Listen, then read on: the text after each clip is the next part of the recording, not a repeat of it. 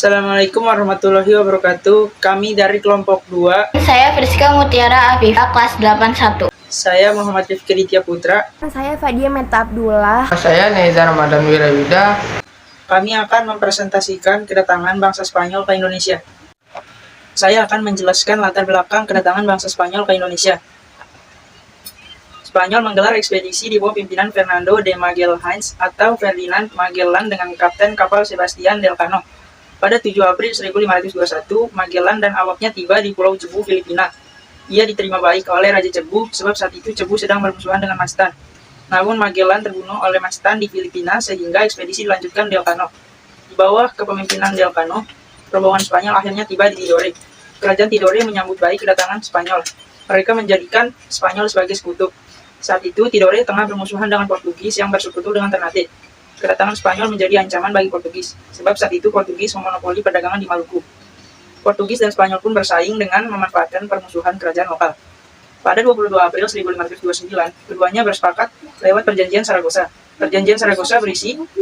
Spanyol harus meninggalkan Maluku dan memusatkan kegiatannya di Filipina. 2. Portugis tetap melakukan aktivitas perdagangan di Maluku. Spanyol dibantu Tidore sempat berperang melawan Portugis yang dibantu Ternate. Namun Spanyol akhirnya angkat kaki dan Portugis kembali memonopoli perdagangan di Maluku. Saya akan menjelaskan tentang rute kedatangan bangsa Spanyol ke Indonesia. Rute kedatangan bangsa Spanyol ke Indonesia berbeda dengan rute kedatangan bangsa Portugis ke Indonesia. Bangsa Spanyol menempuh perjalanan ke arah barat, menyeberangi Samudra Atlantik. Christophorus Columbus berhasil mencapai Kepulauan Bahama pada tahun 1492 dan selanjutnya. Amerigo Vespucci berhasil menemukan Amerika pada tahun 1499. Dari daratan Amerika, bangsa Spanyol melanjutkan pelayaran menyeberangi Samudra Pasifik dan akhirnya mendarat di Kepulauan Filipina. Bangsa Spanyol mendarat di Kepulauan Filipina di bawah pimpinan Ferdinand Magellan pada tahun 1519. Karena Ferdinand Magellan tewas melawan penduduk setempat, akhirnya posisinya digantikan oleh Sebastian Elcano dan meneruskan penjelajahan hingga mencapai Kepulauan Maluku pada tahun 1521. Ketika Spanyol mencapai Kepulauan Maluku, daerah Ternate telah dikuasai Portugis. Kondisi ini membuat Spanyol memilih bersekutu bersama Tidore.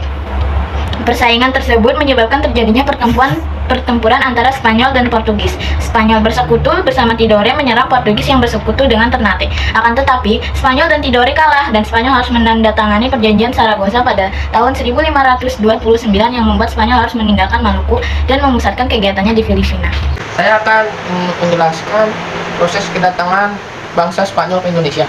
Spanyol disebut-sebut sebagai bangsa perintis penjajahan samudra demi mencari rempah-rempah. Pada 3 Agustus 1492, pelaut asal Spanyol Christopher Columbus memimpin pelayaran ke arah barat. Armada Columbus tiba ke Kepulauan Kanari, Afrika sebelah barat, tanggal 6 September 1492.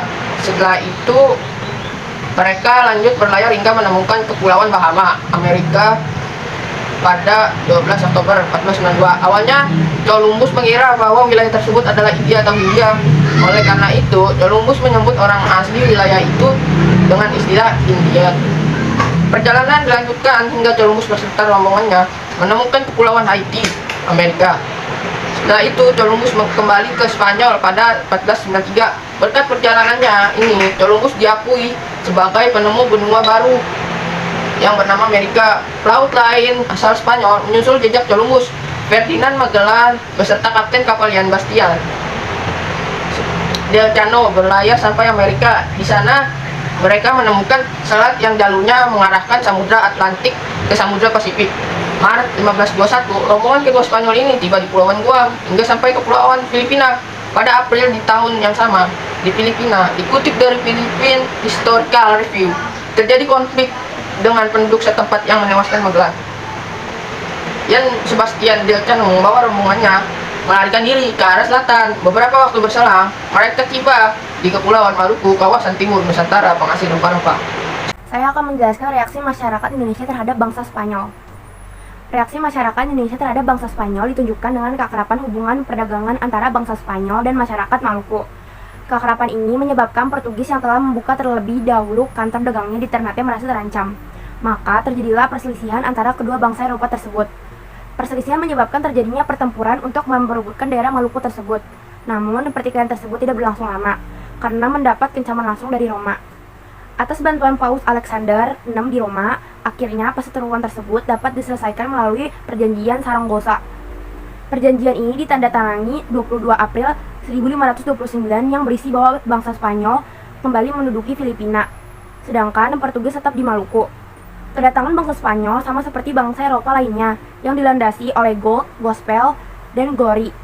Hal ini dibuktikan ketika bangsa Spanyol memanfaatkan kekuasaannya dengan menyebarkan agama Kristen dan Katolik di wilayah yang belum menganut agama Islam. Walaupun kedatangan Spanyol dianggap relatif cukup singkat dibanding dengan negara-negara lainnya, ada beberapa peninggalan budaya bangsa Spanyol di Indonesia. Sekian presentasi dari kelompok kami. Apabila ada perkataan yang salah, kami mohon maaf.